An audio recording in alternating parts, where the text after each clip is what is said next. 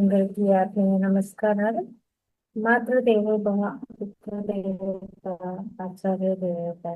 మనకు ఇంత చక్కటి జ్ఞానాన్ని అందించిన బ్రహ్మర్షి పితామహ పత్రిజీ గారు, తమ మహర్షి వారి మహాకర్ బాబాజీ గారు, సమస్త గురుమండలం మాత పుష్పటి మాత విశ్వాలు అందరికీ కూడా ఆత్మ నమస్కారాలు. ఈ జూమ్ సెషన్ అందించిన రంగనాథ్ సార్ గారికి కూడా ఆత్మ నమస్కారాలు. మహావతా ఫౌండేషన్ లో 533వ రోజు క్లాస్ అందరికీ స్వాగతం. ఈరోజు 7 ఆత్మతత్వాలు అనే అద్భుతమైన కాన్సెప్ట్ ను మనకు భీమవరం శ్రీనివాస్ మాస్టర్ గారి ద్వారా తెలుసుకోబోతున్నామండి.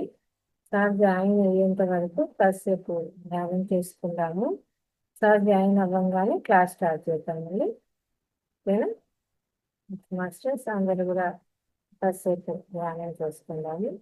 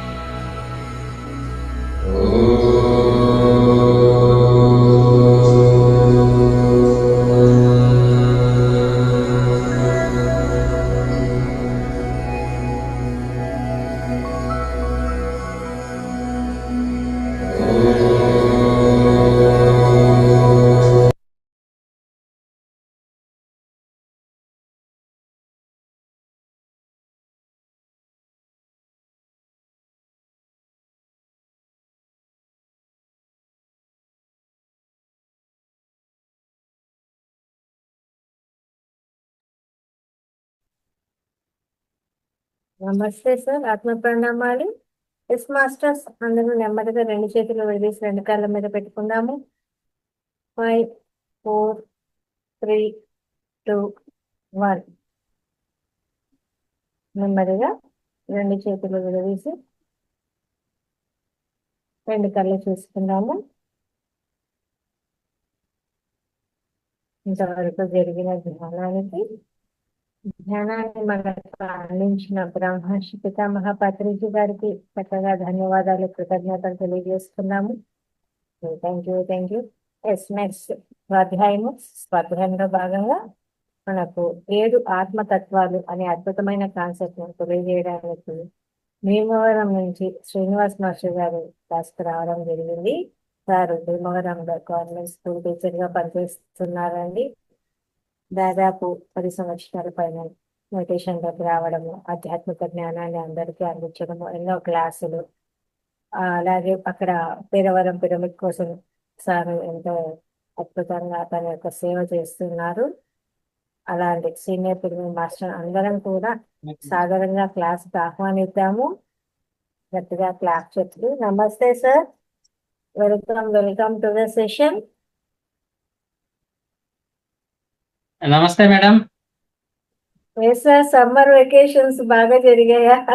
మాకు మధ్యలో అంతా క్లాస్ హ్యాపీ, లేదు. అంతా హ్యాపీ, అంతా హ్యాపీ. మహావతార్ ఫౌండేషన్ మాస్టర్స్ అందరికీ నమస్కారాలు. Thank you all.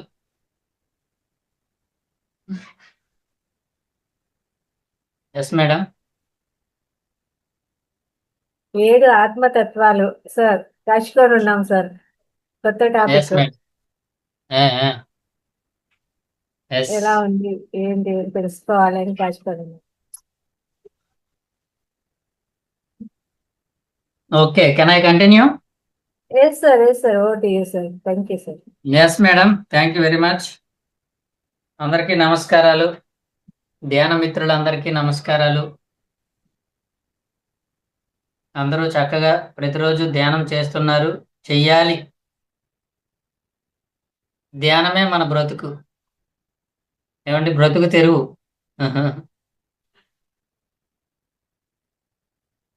ధ్యానం ప్రతిరోజు మనం చేస్తే ఎవరిని రక్ష కోరాల్సిన అవసరం లేదు. మనం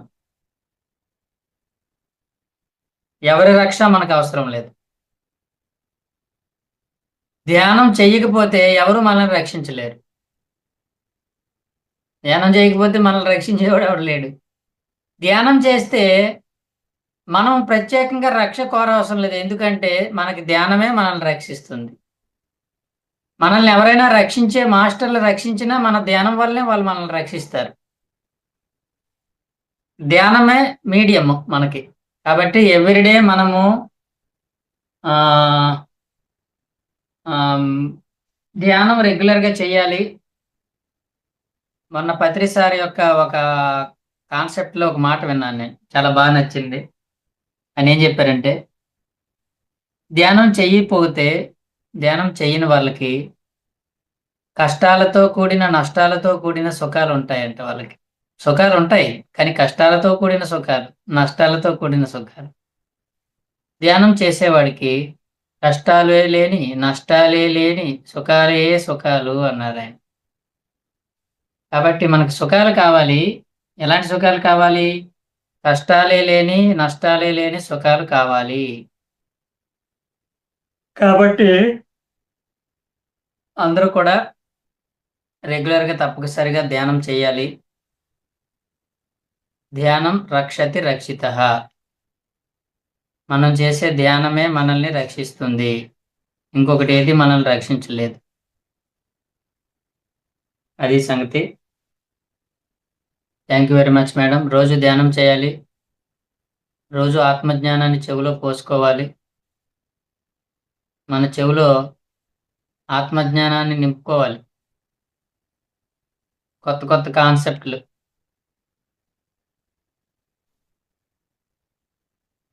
మనము భూమి మీద జీవిస్తూ ఉన్నాము.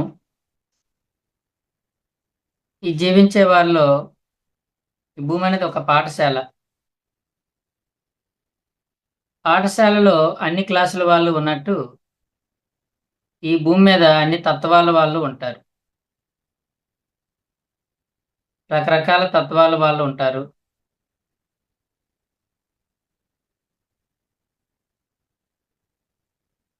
ఏ తత్వంలో వాళ్ళు ఆ తత్వంలో జీవిస్తూ ఉంటారు. మరి ఎలాంటి తత్వాలు వాళ్ళు భూమి మీద ఉంటారు అన్నది మనం ఈరోజు తెలుసుకుంటాం. ఈ భూమి మీద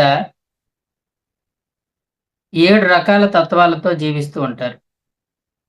7 రకాల తత్వాలు. వీటినే మనం చక్రాలు అంటాము. చక్రాలు అంటే జన్మ చక్రాలు. కొన్ని జన్మలు గడిస్తున్న కొద్దీ ఒక ఆత్మకు ఒక తత్వం ఏర్పడుతుంది. కొన్ని జన్మల తర్వాత ఒక తత్వం మారుతుంది. ఇంకో కొన్ని జన్మల తర్వాత ఇంకో తత్వం మారుతుంది. అలా మొత్తము 7 తత్వాలతో 7 తత్వాలు గల మనుషులు ఈ భూమి మీద ఉంటారు. వీటినే 7 చక్రాలు అంటాం మనం. చక్రం అంటే మన శరీరంలో ఉండే చక్రాలు కాదు. చక్రము అంటే అది ఒక జన్మ చక్రము. కొన్ని జన్మల్లో ఒక తత్వంలో ఒక ఆత్మ జీవిస్తూ ఉంటుంది. అలా కొన్ని జన్మలు మారేసరికి ఇంకొక తత్వానికి మారుతుంది, ఎదుగుతుంది. ఎలాగైతే కొన్ని సంవత్సరాలకి శైశవ దశ ఉంటుంది. ఇంకో కొన్ని సంవత్సరాలు పెరిగేసరికి శైశవ దశ మారిపోయి బాల్య దశలోకి వస్తుంది. బాల్య దశ నుంచి యవ్వనంలోకి వస్తారు. యవ్వనంలోంచి వయోజన దశలోకి వస్తారు. వయోజన నుంచి వృద్ధాప్యంలోకి వస్తారు. అలా ఎలాగైతే మారుతూ ఉంటుందో ఆత్మ జన్మలు తీసుకున్న కొద్దీ, జన్మలు దాటుతున్న కొద్దీ ఆ తత్వాలు మారుతూ ఉంటాయి. మనిషి ఆత్మ యొక్క తత్వం మారిపోతూ ఉంటుంది. ఎప్పుడు ఒకే తత్వంతో ఉండదు. ఈ తత్వాలనే చక్రాలు అన్నారు. చక్రం అంటే జన్మ చక్రాలు. అంటే జన్మలు మారుతున్న కొద్దీ ఆత్మ యొక్క తత్వం మారుతుంది. ఇది గుర్తుపెట్టుకోవాలి. అలా మొత్తం శరీరానికి దశలు కొన్ని ఎలా ఉన్నాయో శైశవ దశ, బాల్య దశ, యవ్వన దశ, కౌమార దశ, వయోజన దశ, వృద్ధాప్య దశ అని ఎలా దశలు ఉన్నాయో వయసును బట్టి నిర్ణయిస్తారో ఆత్మ కూడా జన్మలను బట్టి వాటి తత్వాలు మారుతూ ఉంటాయి. ఆ తత్వాలనే చక్రాలు అంటారు. మనము ఈరోజు వెరీ సింపుల్గా ఎక్కువగా తీసుకోవద్దు. మనం ఒక క్లాసు ఒక 15 నిమిషాలు 20 నిమిషాల్లో మనం చక్కగా ఈ విషయాల్ని చక్కగా క్లియర్గా మాట్లాడుకునే ప్రయత్నం చేద్దాం. జనరల్గా మనం ఏం చెప్తాం? మూలాధార చక్రము, స్వాదిష్టాన చక్రము, మణిపూరక చక్రము, అనాహత చక్రము, విశుద్ధ చక్రము, ఆజ్ఞా చక్రము, సహస్రార చక్రము అని చెప్పుకుంటాం మనం. ఎస్. అయితే చక్రము అని పేరు తీసేసి మనం ఏం పెట్టుకోవాలంటే తత్వము అని పెట్టుకుందాం. ఆత్మ ఈ భూమి మీద ఏ ఏ తత్వాల్లో ఉంటుందంటే మూలాధార తత్వము, స్వాదిష్టాన తత్వము, మణిపూరక తత్వము, అనాహత తత్వము, విశుద్ధ తత్వము, ఆజ్ఞా తత్వము, సహస్రార తత్వము. 7 తత్వాలు గల ఆత్మలు ఉంటాయి. అంటే మనుషుల్లో ఇప్పుడు చూడండి, శైశవ దశలో ఉన్న మనుషులు ఉన్నారు, బాల్య దశలో ఉన్న మనుషులు ఉన్నారు, యవ్వన దశలో ఉన్న మనుషులు ఉన్నారు, కౌమార దశలో ఉన్న మనుషులు ఉన్నారు, వయోజన దశలో ఉన్న ఇప్పుడు ఫర్ ఎగ్జాంపుల్ నాది వయోజనం, యవ్వనం కాదు నాది. నాకు 2-3 పిల్లలు. ఇప్పుడు యవ్వనం అంటే ఊరుకోరు. అలాగని ముసలైపోయానంటే వృద్ధాప్యం కాదు, దీన్ని వయోజనం అంటారు. వయోజనం అంటే పెళ్ళి అయిన తర్వాత ఒక 30 నుంచి 40 వరకు ఉండే 45 దాకా ఉండే వయసుని ఏమంటారంటే వయోజనం. 21 నుంచి 40 వరకు వయోజనం, 45 వరకు వయోజనము అంటారు. 21 లోపు ఉన్నదాన్ని యవ్వనము అంటారు.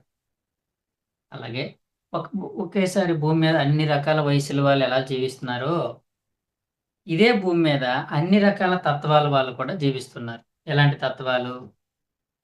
మూలాధార తత్వంలో ఉన్న వాళ్ళు ఉన్నారు, స్వాదిష్టాన తత్వంలో ఉన్న వాళ్ళు ఉన్నారు.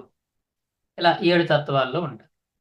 అయితే మనకు వయసుని చూసి తెలుసు మనకి ఏ వయసులో వాళ్ళు ఉన్నారు, వాళ్ళు ఏ దశలో ఉన్నారో మనకు తెలుసు అవి. కానీ ఆత్మజ్ఞానం లేదు కాబట్టి మనకి, అంటే మనకి ఉందనుకోండి, ఈ ఆత్మజ్ఞానంలో ఈ ఆత్మ యొక్క తత్వాలని 7 రకాలుగా విభజిస్తే మూలాధార తత్వంలో ఉంటారు. స్వాదిష్టాన తత్వంలో కూడా ఉంటారు. అయితే ఏ తత్వంలో ఉన్నవారు ఎలా ఉంటారో తెలుసుకుందాం. మూలాధారం అంటే భౌతిక శరీర తత్వం అండి. Physical body consciousness. అంటే ఈ మూలాధార తత్వం అంటే శరీర తత్వంలో జీవించే వాళ్ళంతా కూడా మూలాధార తత్వంలో ఉన్నారు.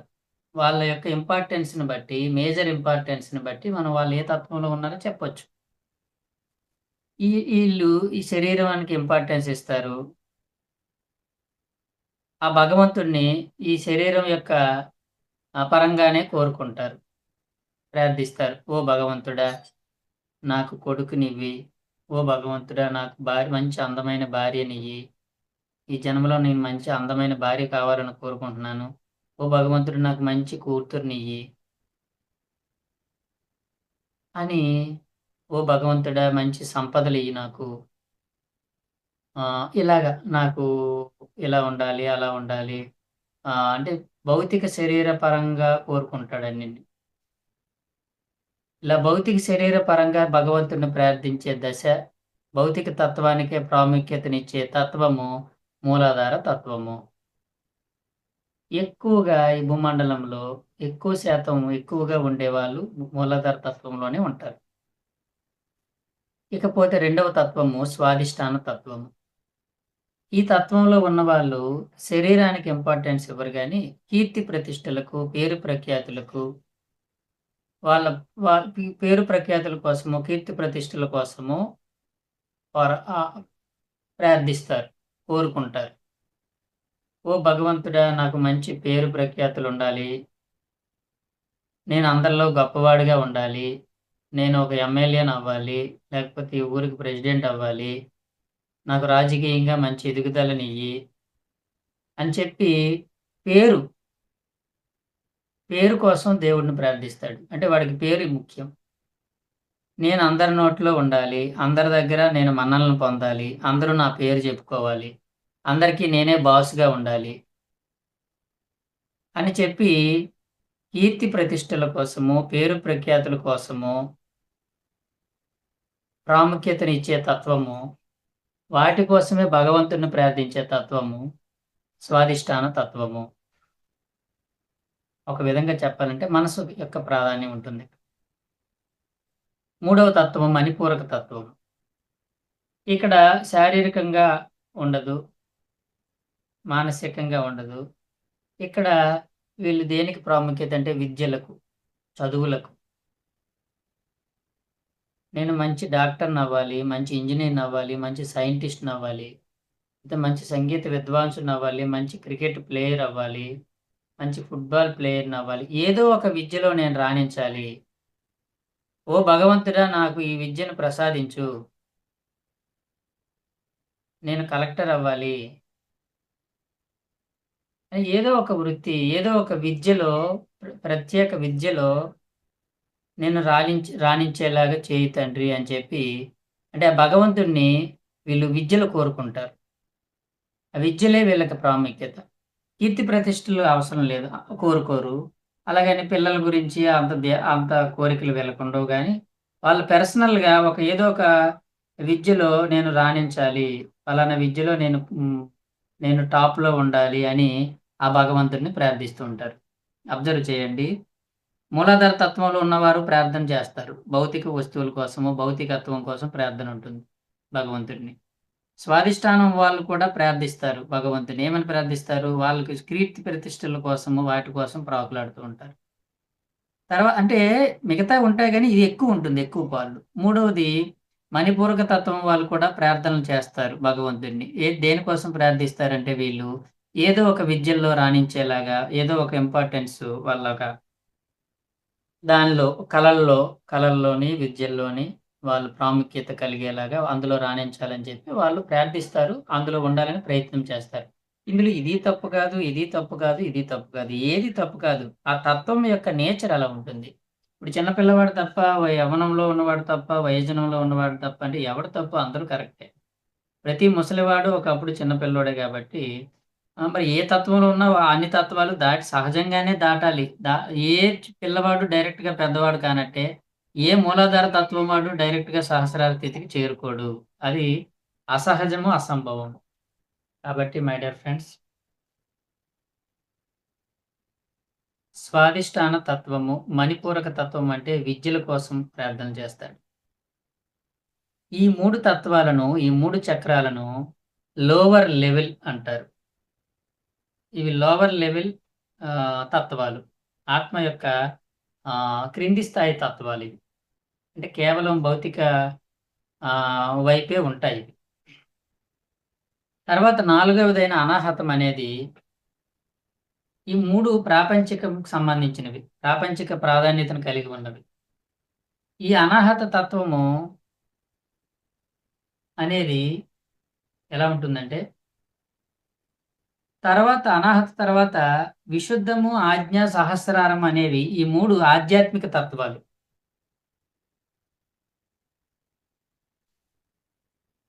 మూలాధారము, స్వాదిష్టానము, మణిపూరకము ప్రాపంచిక తత్వాలు. విశుద్ధము, ఆజ్ఞ, సహస్రారము ఆధ్యాత్మిక తత్వాలు. ఈ మధ్యలో ఉన్న అనాహతం ఉందే, ఇది అటు ప్రాపంచిక తత్వము కాదు, ఇటు ఆధ్యాత్మిక తత్వం. మిడిల్ ఇది మధ్యలో ఉంటుంది. ఈ అనాహత తత్వంలో మనిషి ఏం కోరుకుంటాడంటే, నాకు ఆ పిల్లలు కాదు, నాకు ఆ పేరు ప్రఖ్యాతులు వద్దు, నాకు కలెక్టర్ కాదు, ఏవి కాదు, నాకు మనసు ప్రశాంతత నీ తండ్రి, నాకు ఏం వద్దు, హాయిగా ప్రశాంతంగా ఉంటే చాలు, ఈ గోల నాకు వద్దు, ఏ గోల లేని ప్రశాంతమైన జీవితాన్ని నాకు ప్రసాదించు తండ్రి, నాకు పిల్లల్నివ్వు, కొడుకునివ్వు. అదొక తత్వం. నాకు మంచి పేరు ప్రఖ్యాతులు ఇవ్వు, నాకు మంచి ఈ ఊరికి ప్రెసిడెంట్ అయ్యేలాగా చెయ్యి, నాకు మంచి పేరు ప్రఖ్యాతులు తీసుకువు. అదొక తత్వం. నేను ఒక మంచి కలెక్టర్ని అవ్వాలి, లేకపోతే నేను మంచి డాక్టర్ని అవ్వాలి, లేకపోతే నేను మంచి విద్వాంసుడిని అవ్వాలి. అదొక తత్వం. నాకు ఏమి వద్దు తండ్రి, మనసు ప్రశాంతాన్ని ఇవ్వు తండ్రి అని తన కోసము ప్రశాంతతను కోరుకునే తత్వము అనాహత తత్వం. ఓకేనండి. తర్వాత విశుద్ధ తత్వం అనేది ఇది ఆధ్యాత్మిక తత్వం. ఆధ్యాత్మిక తత్వంలో మొట్టమొదటి తత్వం ఇది. ఇక్కడ కూడా ప్రార్థన ఉంటుంది. కానీ ఈ ప్రార్థన భగవంతుణ్ణి తన కోసం ఏమీ అడగరు. ఇతరులకు మంచి మంచి చేయి తండ్రి, అందరూ బాగుండాలి భగవంతుడా, అందరూ బాగుండాలి, అందరూ ఆరోగ్యంగా ఉండాలి, సర్వే జన సుఖినో భవంతు. అందరూ ఆరోగ్యవంతులుగా ఉండాలి, అందరూ భాగ్యవంతులుగా ఉండాలి. సబ్కో సన్మతి దే భగవాన్ అని గాంధీ గారు ప్రార్థించారు ఆ శ్రీరాముడిని. అంటే ఏమని ప్రార్థించాడు ఆయన? అందరికీ మంచి మతినివ్వు తండ్రి అని చెప్పాడు. ఇక్కడ కూడా ప్రార్థన ఉంటుంది, కానీ ఇక్కడ తన కోసం ఉండదు, ఇతరుల కోసము. ఇతరులు మంచి సన్మతినివ్వండి, మంచి బుద్ధినివ్వండి, మంచి మనసునివ్వండి, అందరికీ మంచి జీవితాన్ని ఇవ్వండి అని ప్రార్థిస్తారు. అబ్జర్వ్ చేయండి. మొట్టమొదటి 3 తత్వాల్లో ప్రార్థన ఉంటుంది, తమ కోసం తాము ప్రార్థన ఉంటుంది. ఈ 4వ దశలో ఆధ్యాత్మిక తత్వంలో ఇక్కడ కూడా ప్రార్థన ఉంటుంది, కానీ భగవంతుడిని ఈ ప్రార్థనలో తమ కోసం తాము ప్రార్థన ఉండదు, ఇతరుల కోసము. అది కూడా ఇతరులకి పిల్లల్ని ఇవ్వండి, ఇతరులకి పేరు ప్రఖ్యాతులు ఇవ్వండి, ఇతరులకి మంచి విద్యలను ఇవ్వండి అని ఉండదు. ఇతరులకు మంచి బుద్ధినివ్వండి, మంచి మనసు కలిగి ఉండవండి, అందరూ హాయిగా ఉండేలా చూడు తండ్రి అని చెప్పి అందరి యొక్క క్షేమాన్ని కోరుకుంటారు, ప్రార్థిస్తారు. ఇది విశుద్ధ తత్వం. ఈ అశుద్ధం అంతా పోతుంది. అశుద్ధం అంటే తమ స్వార్థం కోసం ప్రార్థనలు పోతాయి. విశుద్ధం అనేది ఇది ప్రపంచం కోసము, లోకం కోసము ప్రార్థించే ప్రార్థన. ఇది విశుద్ధం. అయితే ఈ స్థితితో భగవంతుడిని ప్రార్థించడం అనేది క్లోజ్ అయిపోతుంది. ఇంక ప్రార్థనలు ఉండవు. 5వ తత్వం వరకు అందరూ మేలు కోసము పాటుపడుతూ ఉంటారు, ఆ భగవంతుడిని ప్రార్థిస్తూ ఉంటారు. కానీ 6వ తత్వమైన ఆజ్ఞాతత్వంలోకి, ఆజ్ఞా చక్ర స్థితి అంటే ఆజ్ఞా స్థితిలోకి, ఆజ్ఞాతత్వంలోకి వచ్చేసరికి నో ప్రార్థన, అక్కడ సాధన ఉంటుంది. ఇది 6వ స్థితి, 6వ తత్వం. ఇక్కడ ధ్యాన సాధన ఉంటుంది. ధ్యాన సాధన ద్వారా ఇక్కడ భగవంతుడికి ప్రార్థనలు ఉండవు. తానే భగవంతుడు అనేది తెలుసుకునే తత్వం ఇది. చూడండి ఎంత ఎదుగుతున్నాడో మనిషి. భౌతిక తత్వంలోంచి మానసిక తత్వంలోకి వచ్చాడు, అక్కడి నుంచి బుద్ధి తత్వంలోకి వచ్చాడు, అక్కడి నుంచి కొంచెము అనాహత తత్వం అంటే శాంతి. నాకు శాంతి కావాలి. ఓం శాంతి శాంతి శాంతి అంటే ఆ తర్వాత అందరూ బాగుండాలనే తత్వం నుంచి ఇప్పుడు అందరూ బాగు సంగతి కాదు కానీ అసలు నేనెవరో నేను తెలుసుకోవాలి అని తెలుసుకొని తన గురించి తాను తెలుసుకుంటూ సత్యం తెలుసుకోవడం కోసము సాధన చేస్తూ నేనే భగవంతుడిని అనే భావంతో ఉంటాడు. ఇంకా భగవంతుడిని ప్రార్థించడం ఉండదు, తానే భగవంతుడని తెలుసుకునే తత్వం అది. ఇది ఆజ్ఞాతత్వము. ఇక్కడ ప్రార్థన ఉండదు, సాధన ఉంటుంది. ఇక్కడ అందరూ కూడా భగవంతుడు ఉన్నాడని నమ్ముతారు, భగవంతుడు ఉన్నాడు గాక, కానీ అది నేనే అని తెలుసుకుంటాడు. ఎంత ఎదికేటి చూడండి. అంతకుముందు ఎక్కడో ఉన్న భగవంతుడి కోసం ప్రార్థించిన తత్వం నుంచి తానే భగవంతుడు అని తెలుసుకునే తత్వానికి మారాడు అంటే ఎంత ఎదిగినట్టు. కాబట్టి ఈ ఆజ్ఞాతత్వంలో సాధన ఉంటుంది. ఈ సాధన ఇక్కడతో ఈ సాధన పూర్తి అయిపోయినప్పుడు సత్యం తెలుసుకున్న తర్వాత అప్పుడు ఇంకా అతను ఇంకా అక్కడతో ఆయన యొక్క ఆ ఆ, దాని ఏమంటాము డెవలప్మెంట్, ఆయన యొక్క కోర్స్ కంప్లీట్ అయిపోయింది. ఆజ్ఞాతత్వంతో తెలుసుకున్నాడు, తన గురించి తాను తెలుసుకున్నాడు, అవగాహన పొందాడు. ఇకపోతే సహస్రార తత్వంలోకి వచ్చేసరికి ఇంకా అక్కడ కంప్లీట్గా సత్యమే రాజ్యం వెళ్తుంది. తాను సత్యమే పలుకుతాడు, నోట్లోంచి సత్యవాక్కులే వస్తాయి. సత్యం కోసమే పని చేస్తూ ఉంటాడు, సత్యాన్ని వ్యాప్తి చేస్తూ ఉంటాడు. ఎప్పుడు సత్యము సత్యము సత్యము. ప్రహ్లాదుడిలాగా, బుద్ధుడిలాగా, యేసు ప్రభువులాగా, కృష్ణుడిలాగా ఎప్పుడు సత్యమే మాట్లాడతాడు, నోట్లోంచి సత్యవాక్కులు వస్తూ ఉంటాయి. అలాగే సత్య సాధన చేస్తూ ఉంటాడు. ప్రజలందరినీ కూడా ధ్యానులుగా, ఆత్మజ్ఞానులుగా మార్చే ప్రయత్నం చేస్తాడు. ఇది అన్నిటికంటే హయ్యెస్ట్ తత్వము సహస్రార తత్వము. ఈ ఈ 7 రకాల తత్వాల వాళ్ళు ఈ భూమండలం మీద ఉన్నారు. ఎక్కువగా ఉండేది మూలాధార తత్వము, అతి తక్కువగా ఉండేది సహస్రార తత్వంలో. ఎందుకంటే కొన్ని డ్రాప్అవుట్స్ ఉంటాయి కదా, మధ్యలో డ్రాప్అవుట్స్ ఉంటాయి, స్లో లెర్నింగ్స్ ఉంటాయి. స్టార్టింగ్ వచ్చే వాళ్ళు ఎక్కువ ఉంటారు, లాస్ట్ చివరి స్థితికి వచ్చేవారు కొంచెం తగ్గుతారు. ఎందుకంటే మధ్యలో లెర్నింగ్ కుంటుపడుతూ ఉంటుంది. కుంటుపడేసరికి ఫస్ట్ ఫర్ ఎగ్జాంపుల్ ఒక తత్వంలో 100 మంది జాయిన్ అయ్యారనుకోండి, సెకండ్ తత్వంలోకి వచ్చేసరికి ఒకేసారి వచ్చేసరికి ఒక 70% వస్తారు, మిగతా 30% కొంచెం స్లో లెర్నర్స్ ఉంటారు కదా.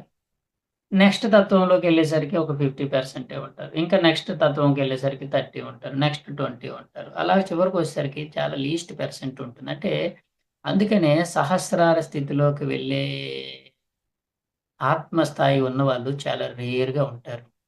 ఫర్ ఎగ్జాంపుల్ ఇప్పుడు ఒక 450 కోట్ల జనాభా ఉన్నారనుకోండి. ఈ 450 కోట్ల జనాభాలో ఈ ఆత్మజ్ఞానం కలిగిన వారు సహస్రార స్థితిలో ఉండేవాళ్ళు ఒక 2-3 కోట్లు ఉంటే గొప్పే. చూడండి, 450 కోట్లు 4-5 కోట్లు అంటే ఎంత తక్కువ చెప్పండి. అలా అనమాట. కాబట్టి మనం మన చుట్టూ ఉన్న మనుషుల్లో అన్ని తత్వాలు ఉన్నారని తెలుసుకొని మనం ఎవరిని కూడా తక్కువగా చూడకూడదు, ఎవరిని ఎక్కువగా చూడకూడదు. పిల్లలు పిల్లలే, పెద్దలు పెద్దలే. మనము చక్కగా ప్రతి వారితోని కలిసి జీవించాలి. నీ తత్వాన్ని నువ్వు తెలుసుకోవాలి. మనల్ని చాలా ఒక తత్వంలో ఉన్నవాడు ఇంకొక తత్వంలో అర్థం కాడు. అందులోని విశుద్ధ తత్వంలో ఉన్నవాడికి ఈ ఆజ్ఞా సహస్రార వాళ్ళు అర్థమవుతారు కానీ మూలాధార, స్వాధిష్టాన, మణిపూరక తత్వాల్లో ఉన్నవారికి ఆ పైనున్న తత్వాలు అసలు అర్థం కాదు. ఎందుకంటే వాడు చాలా దూరంగా ఉన్నాడు ఆ తత్వాన్ని. మన ఇంట్లోనే 5గురు ఉన్నారనుకోండి. ఈ 5గురిలో మనం సహస్రార ఆజ్ఞా స్థితిలో ఉంటాము. ఇంకొకడేమో మూలాధార స్థితిలో ఉంటాడు. ఒకరేమో మణిపూరక స్థితిలో ఉంటారు. ఫర్ ఎగ్జాంపుల్ మా ఫ్యామిలీ తీసుకుందాం అనుకోండి. మా సిస్టరు, నేను, మా అక్క, మా తమ్ముడు, మా అమ్మ, మా నాన్న, నేను. మా 5గురు మా ఫ్యామిలీ. మిగతా పిల్లలందరూ పక్కన పెట్టిన బావ, మరదలు తీసేస్తే మా ఫ్యామిలీ, మా అమ్మకు పుట్టిన ఫ్యామిలీ 5గురు ఉన్నాం అనుకోండి. మా 5గురిలో ఒక్క ధ్యానం చేసేది నేను ఒక్కడినే. ఈ ధ్యానము, ఆత్మజ్ఞానం నాకుంది. ఈ ధ్యాన ప్రచారం నాకు మిగతా వాళ్ళకి అయి అసలు దాని జోలికే రారు.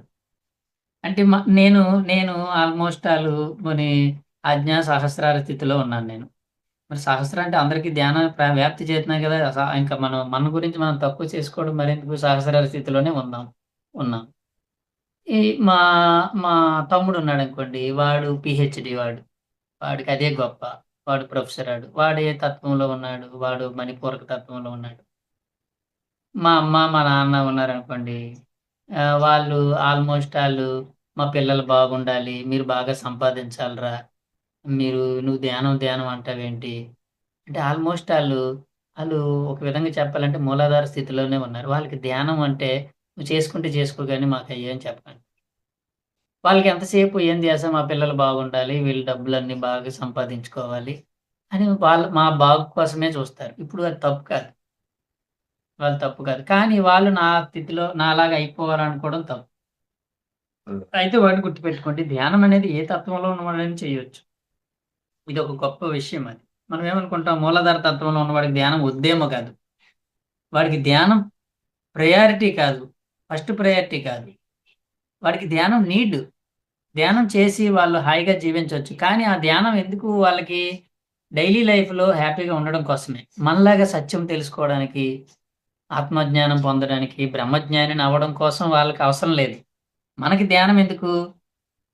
డైలీలో హ్యాపీగా ఉంటే చాలనుకుంటే ఇన్ని తిప్పలెందుకు మనకి, మేడం గారికి, మనకి? మనం ఏంటంటే అందరికీ ధ్యానం రావాలి, అందరికీ జ్ఞానులవ్వాలి, ఆత్మజ్ఞానం మనదంతా మన పర్పస్ వేరు. అంటే సహస్రార స్థితి అది. అంటే మూలాధార స్థితిలో వాళ్ళు కూడా ధ్యానం చెయ్యాలి. ఆళ్ళకి నీడే. కానీ వాళ్ళకి ఎందుకంటే డైలీ లైఫ్‌లో హ్యాపీగా ఉండడం కోసం వాళ్ళకి ధ్యానం. ఆరోగ్యంగా ఉండడం కోసం ధ్యానం. సో, అలాగే మా సిస్టర్ ఉందనుకోండి. మా అక్కకి ఏం కావాలి? బాగా డబ్బులు గావాలి.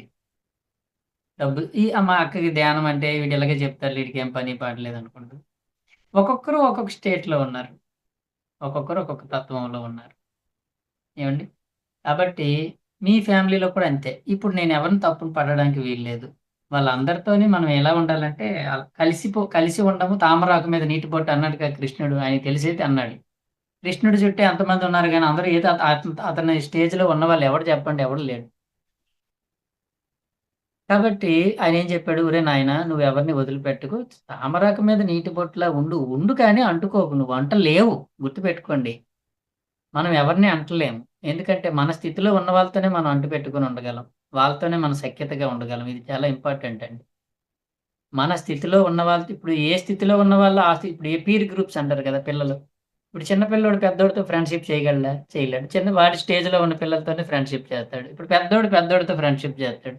ఇప్పుడు నేను ఒక వృద్ధుడి దగ్గరికెళ్ళి అంటే మాట్లాడతాం గానీ, ఎళ్లి ఫ్రెండ్‌షిప్ చేయాలంటే ఆళ్ళతో మనకు ఫ్రెండ్‌షిప్ కుదరదు. ఎందుకంటే వాళ్ళ లెవెల్ వేరు, మన లెవెల్ వేరు. కదా! ఓల్డ్ ఏజ్ అందరూ వాళ్ళు చక్కగా కూర్చొని మాట్లాడుకుంటారు. వాళ్ళు మనతో ఫ్రెండ్‌షిప్ చేయడానికి ఆళ్ళకి కుదరదు. చూసారా? అంటే వయస్సుకి బట్టి ఫ్రెండ్‌షిప్ ఎలా ఉంటుందో, తత్వాన్ని బట్టి కూడా ఫ్రెండ్‌షిప్ ఉంటుంది. ఆ మూలాధార తత్వాలందరూ కలిసిపోతారాళ్ళు. మింగిల్ అయిపోతారు. పక్కింటోడైనా, ఎవడైనా పర్వాలేదు. అలాగే సహస్రార స్థితిలో ఉన్నామా, మీరెక్కడో, మనమెక్కడో, ఎవడమెక్కడో కానీ మనందరం ఎంత బాగా కలిసిపోయాము, ఎంత ఫ్రెండ్స్ అయిపోయాము. మనతో మాట్లాడుకుంటే అసలు బోర్ కొట్టదు. ఎందుకనంటే మనందరం ఆ తత్వంలో ఉన్నాము. ఒకే గూటి పక్షులు ఒకే చోటకి చేరుతాయని ఆహ్, ఇది సంగతి. కాబట్టి మనం అర్థం చేసుకోవాల్సిందేంటంటే మనం అనుకుంటాం మనం ఏ తత్వం మనది. మన ఇంపార్టెన్స్ దేనికి? మనకి ధ్యాన ప్రచారం ఇంపార్టెన్స్ కాబట్టి మనం సహస్రార స్థితిలో ఉన్నాం. సహస్రార స్థితిలో కూడా పరిపూర్ణత సాధిస్తే ఓకే. సాధించకపోతే ఏమవుతుంది? ఇంకా ఏమైనా ఇన్‌కంప్లీట్‌నెస్ ఉంటే మళ్ళీ దాన్ని పూర్తి చేసుకుంటాం. లేదు చక్కగా మనం చేయవలసినంత చక్కగా చేశామనుకుంటే ఇదే కంప్లీట్ అవుతుంది. No problem. కాబట్టి ఫ్రెండ్స్ మనము 7 తత్వాలు అవే చక్రాలంటే. నిజానికి చక్రాలంటే ఈ శరీరంలో గిర్రం తిరిగే చక్రాలు అనుకుంటారు గానండి అవి కావండి. పత్రి సార్ చెప్పారివి. నాకప్పుడు అర్థమైంది. శరీరంలో చక్రాలేముంటాయి? కిడ్నీలు, గుండెకాయలుంటాయి గానీ చక్రాలుంటాయా? ఇందులో ఉండవు. అవి కుండలినిలో చెప్తారు చక్రాలని గానండి, నిజానికి అది యాక్చువల్‌గా వేరే సబ్జెక్ట్ అది. మనం ఆ విధంగా చూడకండి. చక్రాలని కుండలినితోని, నాడీ మండలంతో కలిపి చెప్పకండి. అది ఆలోచించినా అర్థం కాదు. చక్రాలు అనేవి స్థితులు. జన్మ చక్రము. జన్మ చక్రాన్నే చక్రం అన్నారు. కొన్ని జన్మలంతా ఒక చక్రంలో ఉంటారు. అంటే మూలాధార తత్వంలో కొన్ని జన్మలు ఉంటారండి. మోజు తీరిపోతుంది శరీరం మీద. మనసులోకొస్తాడండి. అంటే ఆ మనసు యొక్క స్థితిలో కొన్ని జన్మలు ఉంటారండి. అక్కడ మోజు తీరిపోతుందండి. అక్కడ విద్యలు రకరకాల విద్యల కోసం కొన్ని జన్మలు ఎత్తుతాడండి. అక్కడ మోజు తీరిపోతుందండి. ఏ విద్యలు వద్దు, ఏ గోల వద్దురా నాకు ప్రశాంతం కావాలిరా దేవుడా అంటాడండి. ప్రశాంతంగా ఉండి, ఉండి శాంతి పొంది, పొంది, పొంది ఇంతేనా ఇది కాకుండా నన్ను నేను తెలుసుకోవాలని ప్రయత్నం చేస్తాడండి. అక్కడ కొన్ని జన్మలు గడుస్తూ ఉంటాయండి. అంతా తెలుసుకున్న తర్వాత నేను తెలుసుకున్న తర్వాత నా గురించి నేను తెలుసుకున్న ఇంకేంటి బోర్. ఇప్పుడు అందరికీ చెప్పాలండి. అక్కడ కొన్ని జన్మలు ఆ తత్వంలో ఉంటాడు. అంతే వెరీ సింపుల్ అండి ఇది. ఇవి 7 తత్వాలు. 7 తత్వాలు అంటే ఏదో అనుకోకండి. కాబట్టి 7 తత్వాలు అన్న 7 చక్రాలు, 7 జన్మతిథులు. ఇప్పుడు మనందరం ఒక్కొక్క తత్వంలో ఉంటాం. ఓకేనండి. ఒకే తత్వంలో వెనక ముందు కూడా ఉండొచ్చు. ఫర్ ఎగ్జాంపుల్ సహస్రార స్థితిలోనే కొన్ని జన్మల ముందు ఉండొచ్చు. కొన్ని జన్మలు వెనక్కి ఉండొచ్చు. ఓకే. స్వాధిష్టాన తత్వంలో కూడా ఇనీషియల్ స్టేజ్‌లో ఉన్నవాడు వాడి స్వార్థమే చూసుకుంటాడు. అవతల వాడు ఎలా పోయినా పర్వాలేదు నా పదవి కావాలంటాడు. స్వాధిష్టానంలో లాస్ట్ స్టేజ్‌లో ఉన్నవాడు ఎలా ఉంటాడంటే, రాజకీయాల్లో ఉంటాడు గానీ బాగా హెల్ప్ చేస్తాడు. మేలు చేస్తాడు. స్వార్థం కోరుకోడు. చూడండి రాజకీయ నాయకుల్లో 2 రకాలుంటారు. వాడి స్వార్థం కోసము అవతల వాడు ఎలా పోయినా పర్వాలే వాళ్ళని మోసం చేసి వీడి పదవులు పొందుతూ ఉంటాడు. అర్థమైందండి? వాడిని చంపో, వాళ్ళని మోసం చేసో వీడిని పదవి పొంది ఇదొక రకం. ఇంకొంతమంది ఉంటారు పదవి కన్నా కూడా వాళ్ళు సేవ చేస్తుంటారు. ఆ పదవి ద్వారా ఆళ్ళు సేవ చేస్తూ ఉంటారు. అందరికి హెల్ప్ చేస్తూ ఉంటారు. మంచిని కోరుకునే రాజకీయ అంటే వీడేంటి స్వాధిష్టాన తత్వంలోనే చివరి దశలో ఉంటాడు. అక్కడి నుంచి మణిపూరక తత్వంలోకి వస్తాడు. ఓకే. మణిపూరక తత్వంలో కూడా వాడికి డబ్బులు సంపాదించే విద్యల్లో కొంతకాలం ఉంటాడు. చివరికొచ్చేసరికి డబ్బుల గురించి కాదులే. ఆ విద్య మీద మోజు వాడికి. సంగీతం ఉంటుంది. వాడి డబ్బుల గురించి కాదు. సంగీతం బాగా నేర్చుకుంటాడు. అవి వాయిస్తుంటే వాడికి ఆనందం. అంటే ఆనందం కోసము విద్యలు నేర్చుకుంటూ ఉంటాడు. కొంతమంది పెద్ద పెద్ద డాక్టర్లుంటారు. ఫ్రీగా వైద్యం చేస్తూ ఉంటారు. కొంతమంది డాక్టర్లుంటారు. వాడికి దొరికినట్టు దోచుకుంటుంటాడు. 2 రకాల డాక్టర్లున్నారు. కొంతమంది సంగీతజ్ఞులున్నారు. కచేరీలు పెడతారు. బాగా డబ్బులు లాగుతారు. కొంతమంది సంగీతజ్ఞులున్నారు. అసలు డబ్బుల కోసం ఆలోచించరు. వాడు ఆనందంతో వాడు వాయిస్తుంటే అవతల వాడు ఆనందిస్తూ ఉంటాడు. ఓకే. ఇదనమాట. అలా ఒకే తత్వంలో కూడా లెవెల్స్ ఉంటాయి. ఇది మనం ఆలోచించి అర్థం చేసుకోవాలి. ఊరికే ఒక క్లారిఫికేషన్ నాకు ఏంటంటే, ఏదైనా ఒక విషయం నాకు అర్థమయ్యి కొంచెం బాగా అనిపించిందంటే నేను చెప్పేయాలనుకుంటానది. ఆ మధ్య నేను విన్నానిది. పత్రి సార్ దగ్గర విన్నాను. అబ్బా! ఇది నేను అంతకుముందు 4, 5 సార్లు విన్నాను గానీ ఎప్పుడు పట్టుకోలేదు దీన్ని. ఇదేదో బావుందే నేను చక్రాలంటాను గానీ ఇలా ఎప్పుడు చెప్పలేదు నేను. ఇంకోలా చెప్పాను గానీ ఇది చెప్పాలి అందరికి తెలియాలి అని అనుకున్నాను. నాకు తెలిసినట్టు నేను ఎక్స్‌ప్రెస్ చేశాను. కాబట్టి మీ అందరికి అర్థమయింది అనుకుంటాను. కాబట్టి మీరు గుర్తుపెట్టుకోండి మనందరము సహస్రార స్థితిలో ఉన్నాము. Almost all. కాబట్టి మనల్ని తక్కువ అంచనా మనం దిగిపోకూడదు. దిగాలన్నా నువ్వు దిగలేవు. అందుకని మనం చూడండి అది తప్ప ఇంకోటి నచ్చదు. ఒకవేళ ఎప్పుడైనా కిందకెళ్ళినా బాబోయ్! అక్కడ ఉండలేమురా బాబు మళ్ళీ ఇటే వస్తాం మనం. సో, హ్మ్. ఇది సంగతి. కాబట్టి ఏ తత్వం వాళ్ళని మనం తక్కువ చేసి చూడకూడదు. వాళ్ళని అందులో జీవించనివ్వాలి. వాళ్ళతో మనం తామరాకు మీద నీటి బొట్టులా ఉండాలి. మా పేరెంట్స్‌తోని అంత అమ్మా నాన్నైనా నేను మరీ అటాచ్‌మెంట్ నాకు లేదు. అందరితో ఉంటాం కానీ నాకు అందరితోనే కూడా తామరాకు మీద నీటి బొట్టు వ్యవహారమే. ఉన్నంత సేపు కలిసిమెలిసి ఉంటాం. తర్వాత వాళ్ళ గురించి ఆలోచించడం, ఫోన్‌లు మాట్లాడి ఎలా ఉన్నావు? ఏం చేస్తున్నావు? ఏం వండావు? ఏం తిన్నావు? పిల్లలెలా ఉన్నారు? పిల్లలెలా చదువుతున్నారు? ఈ సోదంతా నో సోది. ఏంటి సంగతులు? ఓకేనా? అంతే 1 మినిట్‌లో అయిపోద్దంతే మనకి. అంతే తప్ప ఓహ్! ఆళ్ళ విషయాలన్నీ మన బుర్రలో యేసుకొని, మన బుర్రలో ఉన్నయన్ని ఆళ్ళ బుర్రలో యేసి ఇంకా ఆ వ్యవహారం ఎవడికుంటుంది? కింద స్థాయి తత్వాల్లో ఉన్న వాళ్ళకుంటుంది. మనదంతా తామరాకు మీద నీటి బొట్టు. అటు కాసేపు అటెళ్తాం, ఇటెళ్తాం దేనికి అంటు. వాళ్ళకి అర్థం కాము మనం. ఇదేంటి ఈడు మనతో కలిసున్నట్టా? కలిసి లేనట్టా? ఈడేంటి మాకు అర్థం కాడు. ఈడేంటో నాయనా అంటారాళ్ళు. అలా ఉన్నామంటే మనం బానే ఉన్నట్టు. కాబట్టి మనం కంగారు పడిపోతాం ఒక్కోసారి. ఏంటి ఈళ్ళు మనల్ని ఇలా చూస్తున్నారే అనుకుంటాం. అది అంతే నాయన అలాగే చూస్తారాళ్ళు. మనం ఉండేది అలా ఉన్నాం కాబట్టి అలా చూస్తారు. బద్రి సార్ అనేవాడు. "ఒరేయ్! ప్రాపంచిక జనులు నిన్ను పిచ్చోడు అనుకోకపోతే అసలు నువ్వు ధ్యానం చేసినట్టే కాదురా అనేవాడు ఆయన. వాళ్ళు నిన్ను పిచ్చోడు అనుకోవాలంట. అప్పుడు నువ్వు బాగా ధ్యానం చేసినట్టు అంట. కాబట్టి అది మనం అనుకుంటే అది సహజం అది. చక్కగా మనం ధ్యాన ప్రచారం చేద్దామండి.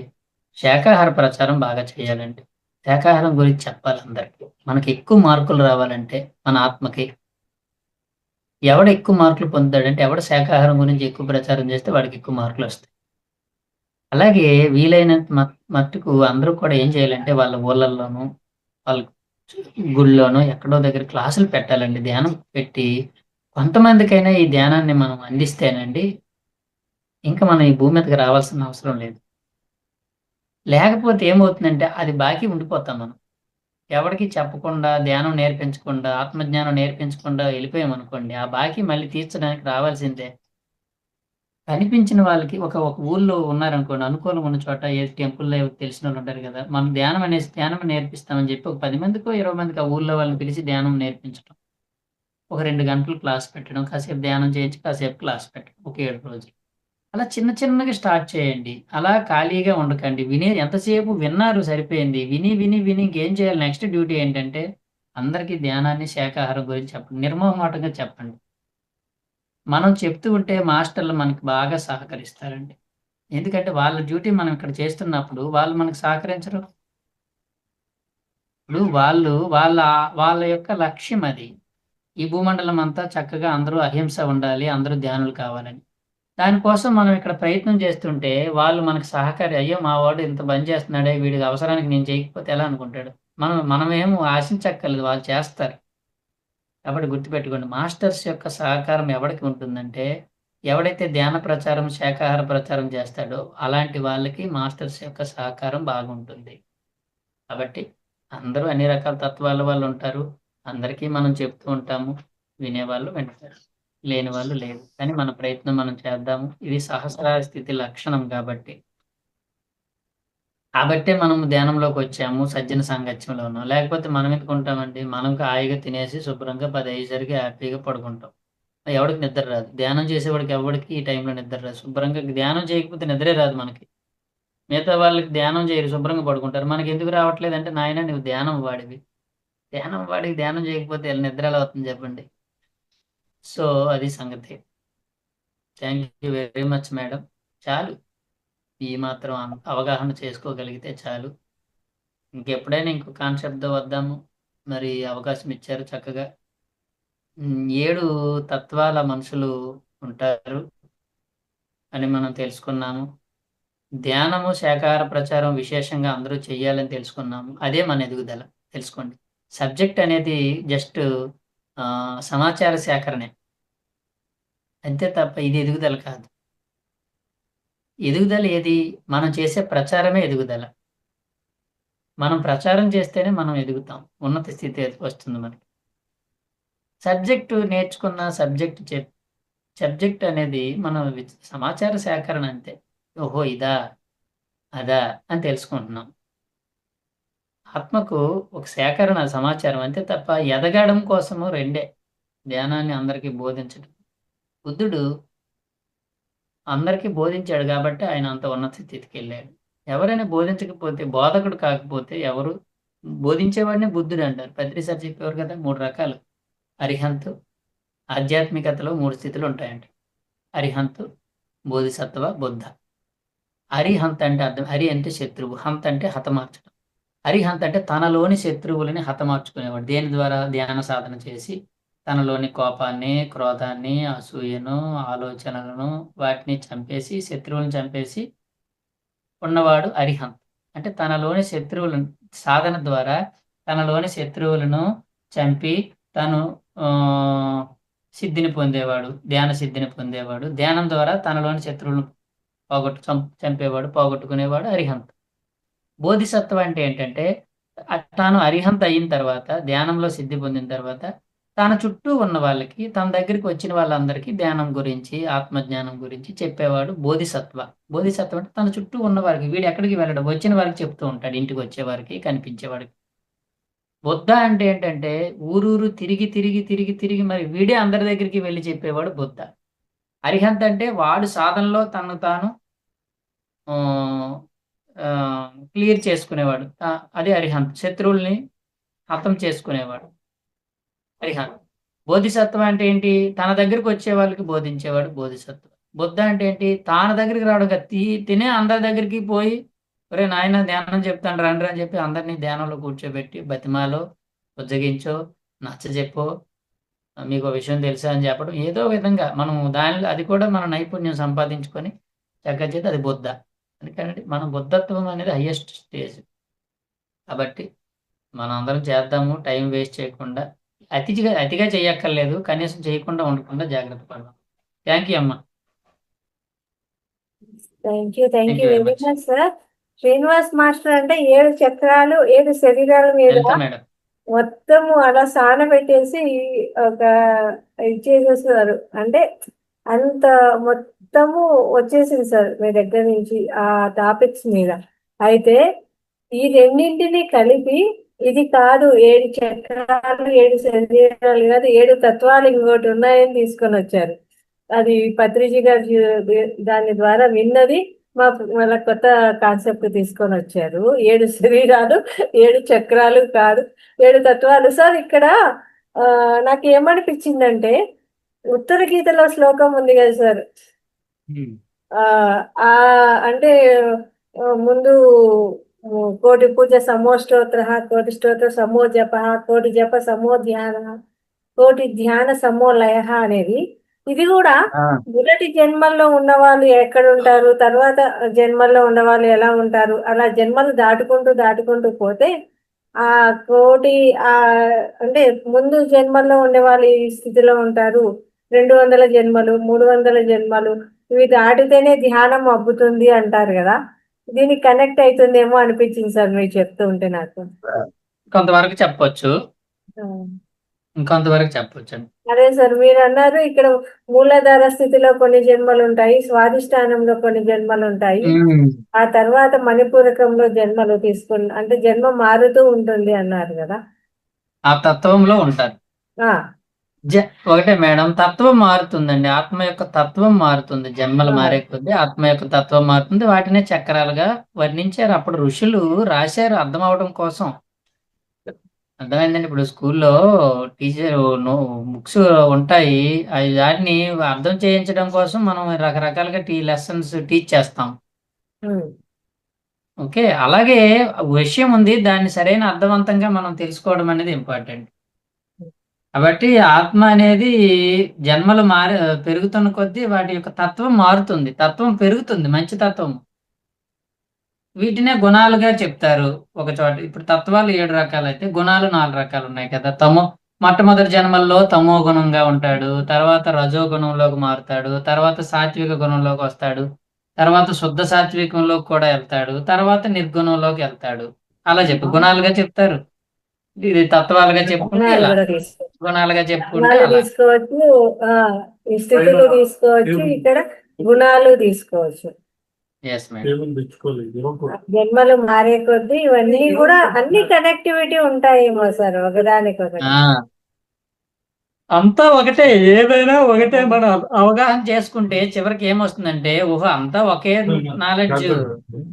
ఇది రకరకాలుగా చెప్తారు.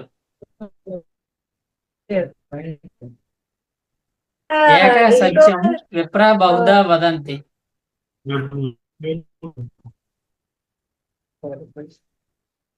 ఒకటే సత్యం. జ్ఞానులు రకరకాలుగా చెప్తారు వాటిని, అంతే.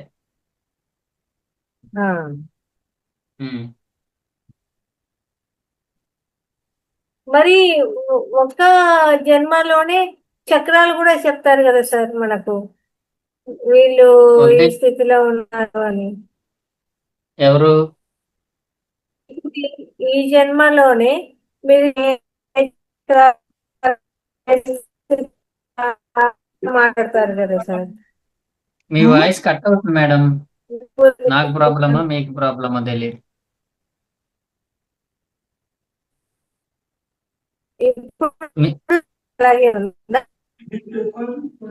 మీ వాయిస్ కట్ అవుతుంది, బ్రేక్ అవుతుంది వాయిస్. ఎస్ బ్రేక్ అవుతుంది. నమస్తే సార్. అమ్మా నమస్తే.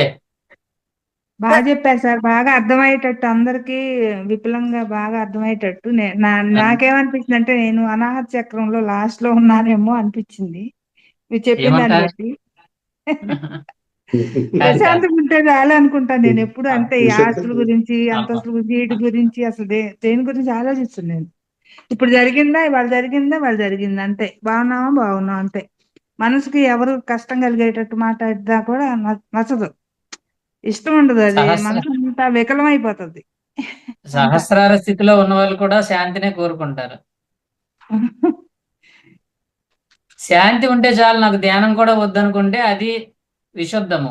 మీరు ధ్యానం చేస్తున్నారు కదా, మీరు విశుద్ధ స్థితి కాదు, అది సార్. మీరు సహస్రార స్థితిలో ఉన్నారు, నో డౌట్. Yes madam. మీరు చెప్తుంటే అర్థం అవుతుంది బాగా. అంటే ఇది ఆ చక్రాల గురించి చెప్తుంటే ఎంత లోతుగా ఉంటది ఏదో సబ్జెక్ట్ అని అనిపిస్తుంది. మీరు ఇవన్నీ చెప్పేసరికి బాగా అర్థం అవుతుంది. ఇది మేడం గుర్తుపెట్టుకోండి, సత్యం అనేది చాలా సులభము. అవును సార్. అది మనం అర్థం చేసుకోవడంలో ఉంది. సత్యం అనేది కఠినం కాదు, సత్యం సులభము, అవును. తేలికైనది, సింపుల్.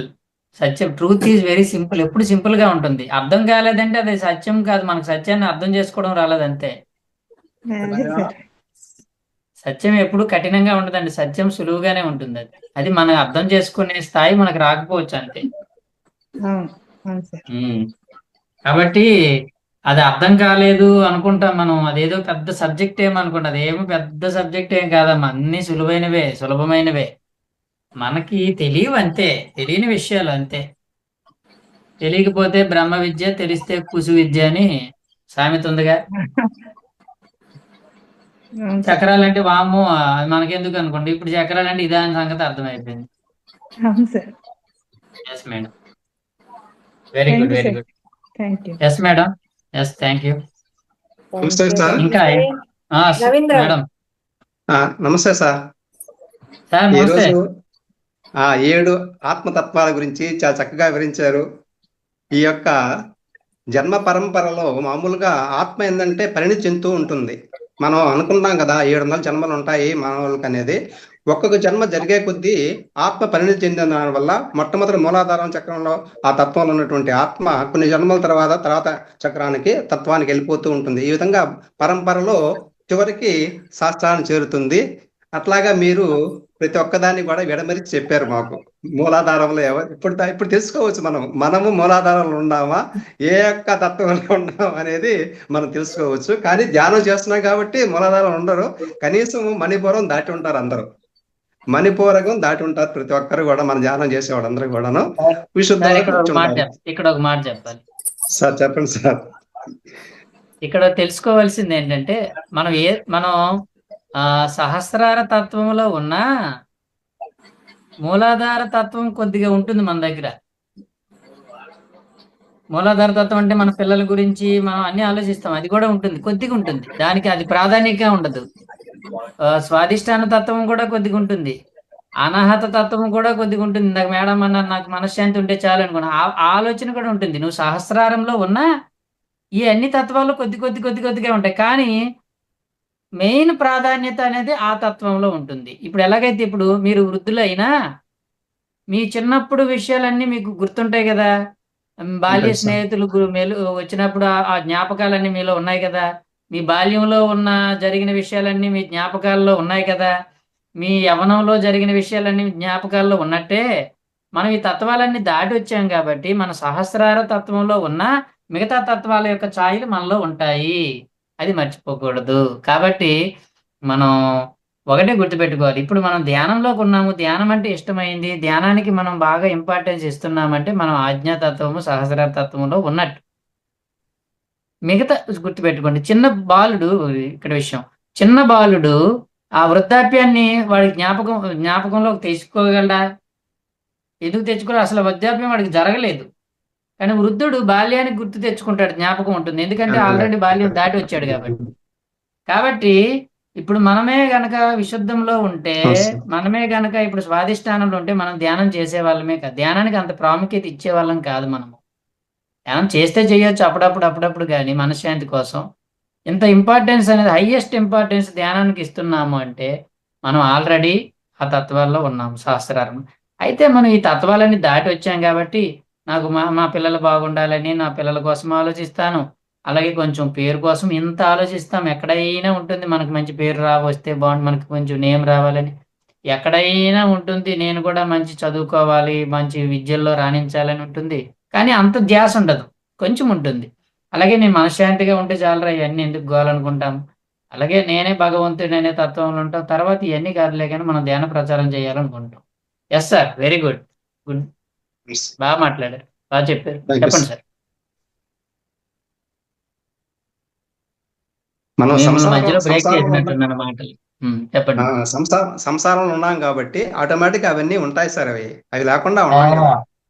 అయ్యా, ఆ తత్వాలు కూడా కొన్ని కొన్ని ఉంటాయి మనకి. ఎంత ఎస్ కాదనుకున్నా సార్, ఆ తత్వాలు కొన్ని ఉంటాయి సార్. అవి ఎస్ సార్, ఎస్ సార్. మనం చేయాల్సింది ఏంటంటే మనం నేర్చుకున్న విషయాల్ని నలుగురికి నేర్పించాలి. అది మనకు మెయిన్ కావాల్సింది. మనం నేర్చుకున్న విషయాల్ని ధ్యానమే కాదు, మన హెల్త్ పరంగా కూడా చాలా విషయాలు నేర్చుకుంటున్నాం ఫౌండేషన్ ద్వారా. కాబట్టి అలాంటి విషయాలన్నింటినీ కూడా అందరికీ సాధ్యమైనంత వరకు మనకు చుట్టుపక్కల ఉన్న వాళ్ళందరికీ కూడా తెలియజేస్తూ ఉండాలి. సందర్భాన్ని బట్టి మనం తెలుసుకున్న సత్యాల్ని మనం చెప్తూ ఉండాలి. అది అందరికీ తెలియజేస్తూ ఉండాలి. అదే సార్ మనం వెరీ చేయాల్సిన పని. సార్. తెలుసు. ధన్యవాదాలు sir. Great sir, great. Yes madam.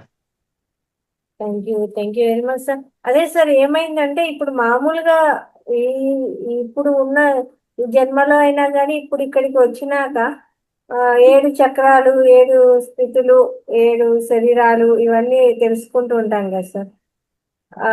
అక్కడ కూడా మళ్ళీ 7 చక్రాల్లో ఏ చక్రంలో ఉన్నారు అని అనడం జరుగుతూ ఉంటుంది కదా అని డౌట్ వచ్చింది సార్. అర్థం చేసుకోవచ్చు మనం ఏ తత్వంలో ఉన్నామో తెలిసిపోద్ది. పక్కవాడి ఇంపార్టెన్స్ ని బట్టి వాడే తత్వంలో ఉన్నాడు కూడా తెలిసిపోద్ది. వాడి ఇంపార్టెన్స్ ఏదంటే దాన్ని బట్టి ఆ తత్వంలో ఉన్నాడు.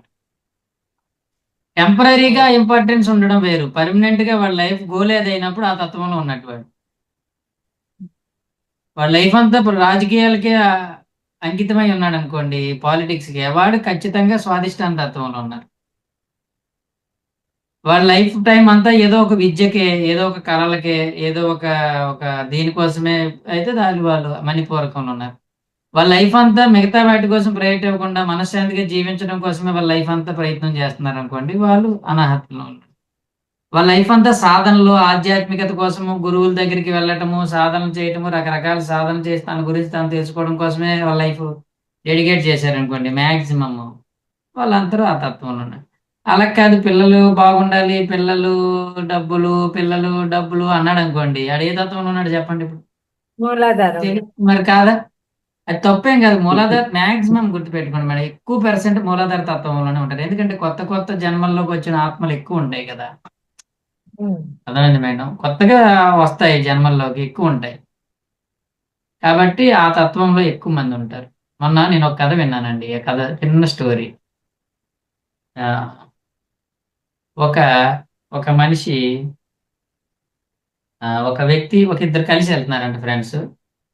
వెళ్తుంటే ఒక ఒక ఒక షాప్ ఉందంట. అక్కడ చాలా మంది గుమిగూడి ఉన్నారంట, కొంటున్నారంట. ఏంటండి అక్కడ ఏంటి అంతమంది గుమిగూడి ఉన్నారు అక్కడ అంటే, అది ఒక స్టీల్ దుకాణము. స్టీల్ దుకాణం దగ్గర అందరూ వస్తువులు, ఇంటికి కావాల్సిన వస్తువులు కొనుక్కుంటున్నారు అని అన్నారు. అవునండి అన్నారంట. అలా కొంత దూరం వెళ్ళేసరికి అంత ఎక్కువ మంది లేరు కానీ ఒక కొంతమంది అక్కడ ఆ షాప్ దగ్గర కొనుక్కుంటున్నారంట. ఏంటండి వీళ్ళందరూ, ఏంటిది వీళ్ళందరూ ఇక్కడ ఎందుకున్నారు వీళ్ళందరూ అంటే, అది వెండి దుకాణము, అందుకని వాళ్ళు వెండి కొనుక్కుంటున్నారు అన్నారంట. ఇంకొంచెం ముందుకెళ్తుంట ఒక నలుగురే ఎంతమంది ఉన్నారంట. పెద్ద దుకాణం అంట, అందులో నలుగురే ఉన్నారంట కస్టమర్లు. ఏంటి నలుగురే ఉన్నారు కస్టమర్లు, అంత పెద్ద షాప్ ఉంది, నలుగురే ఉన్నారు, అది ఏం దుకాణం అంటే, అది బంగారం దుకాణము, అది చాలా విలువైనది. ఆ బంగారం కొనే స్థాయి ఉన్న వాళ్ళు చాలా తక్కువ మంది ఉంటారు, అందుకే నలుగురు ఉన్నారంట. ఇంకా ముందుకెళ్తే పెద్ద షాప్ ఉందంట, అందులో ఒక్కడే ఉన్నాడంట. ఏంటంటే అంత పెద్ద షాప్ ఉంది, ఒక్కడే ఉన్నాడు కస్టమర్. ఏంటంటే అది వజ్రాల దుకాణము, అది కొనాలంటే ఎంతో ఉన్నత స్థాయి ఉంటే తప్ప అది కొనలేడు, ఎవడో ఒక్కడే ఉంటాడు అలాంటి వాడు అన్నాడు. అలాగా ఈ భూలోకంలో కూడా సహస్రాల స్థితిలో ఉన్న వాళ్ళు అంటే వజ్రం లాంటి అంట. ఆ వజ్రం కావాలి కోరుకునే వాళ్ళు, ఆ కొనే స్థితిలో ఉన్న వాళ్ళు, అది పొందే స్థితిలో ఉన్న వాళ్ళు చాలా తక్కువ ఉంటారు. మనుష్యానాం సహస్రేషు కచ్చిత్ చెద్దతి సిద్ధయ్య అన్నాడు. వేల కొందులో ఎవడో ఒకడు ఉంటాడు. అలాగనమాట. ఇది మహా అద్భుతమైన ఆ స్థాయిలోకి ఉన్న వాళ్ళు చాలా రేర్ గా ఉంటారు. ఎస్ మేడం, చాలండి, ఎక్కువైపోతాయి. Thank you very much sir. ఇది ఎస్ మేడం. కథ ఎప్పుడు వినలేదు, బాగుంది. నేను మొన్న ఎవరో చెప్తే విన్నాను నేను. ఆ, వినలేదు సార్, బాగుంది. మనం మనమంతా కాపీ మాస్టర్లు. మనం పత్రి సార్ అన్నాడు, మరే మనం అందరం కాపీ మాస్టర్లు. నేనేమో వేమన్ నుంచి వాళ్ళ నుంచి కాపీ కొడతాను, కాపీ కొట్టాను వీడు అన్నాడు ఆయన. పిరమిడ్ మాస్టర్ అంటే కాపీ మాస్టర్ అన్నాడు ఆయన. మీరు ఏమి సిగ్గుపడక్కర్లేదు, ఒకటి చెప్పిన ఇంకొకరి దగ్గర చెప్పడానికి ఏమి సిగ్గు లజ్జ లేకుండా చెప్పాడు అన్నాడు అంటే. Yes madam. Thank you very much sir. 7 తత్వాల గురించి మాకు అద్భుతంగా వివరించారు. మళ్ళీ దాని మీద క్లారిటీ కూడా ఇచ్చారు సార్ మాకు. క్వశ్చన్స్ లో డౌట్స్ మొత్తం అలా ఆ తత్వాల మీద డౌట్స్ కూడా క్లియర్ అయ్యాయి. చాలా చక్కగా వివరించారు సార్. ఇవి వినని కాన్సెప్ట్, ముందు అన్ని ఒకటి, ఇవి ఒకటి ఉంది. మీరు తెలుసుకోనింది అది చెప్పాలి అన్న ఆతృత, అది మాకు వచ్చేసింది సార్ ఆ subject. Thank you very much. Yes, madam. ఆత్మీయ sir. Thank you. Masters sir అందరు కూడా గట్టిగా ధన్యవాదాలు, కృతజ్ఞతలు తెలియజేద్దాము. Thank you sir. Okay sir, నేను మెడిటేషన్ చేస్తాను. Yes madam, yes continue. Shivaratri. Thank you. Thank you all.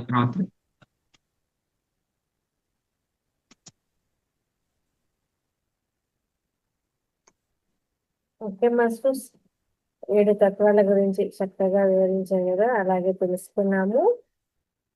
అందరం కూడా ఒక గ్లాస్ మంచినీళ్ళు తీసుకొని, ఒక గ్లాస్ మంచినీళ్ళు పక్కన పెట్టుకొని చక్కగా మెడిటేషన్ చేసుకున్నాం కాసేపు. ఆ తర్వాత క్లాస్ క్లోజ్ చేద్దాం.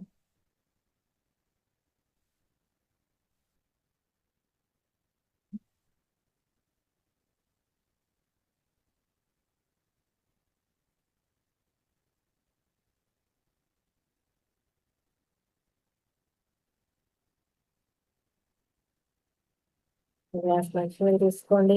చక్కగా మంచినీళ్ళు తీసుకొని స్థిర సుఖ ఆసనంలో కూర్చుందాము. వేలలో వేలు వేసుకుందాము. కాళ్ళు క్రాస్ చేసుకుందాము.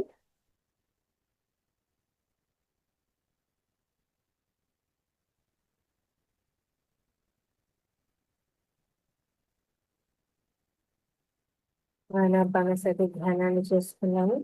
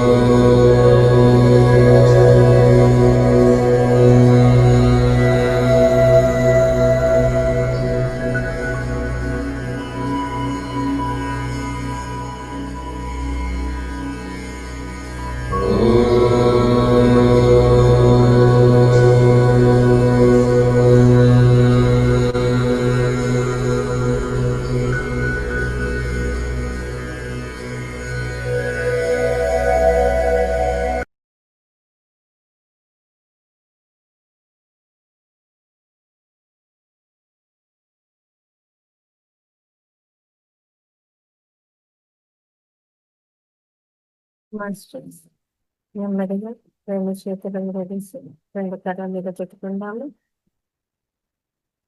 5, 4, 3, 2, 1. రెండు కర్రలు తెరుస్తూ రెండు చేతులను తీసుకుందాము. ఇంతవరకు జరిగిన ధ్యానాన్ని మనకు అందించిన బ్రహ్మర్షి పితామహ పత్రిజీ గారికి చక్కగా ధన్యవాదాలు, కృతజ్ఞతలు తెలియజేసుకున్నామండి.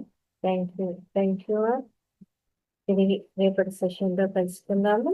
ఇంతవరకు శుభరాత్రి. Thank you.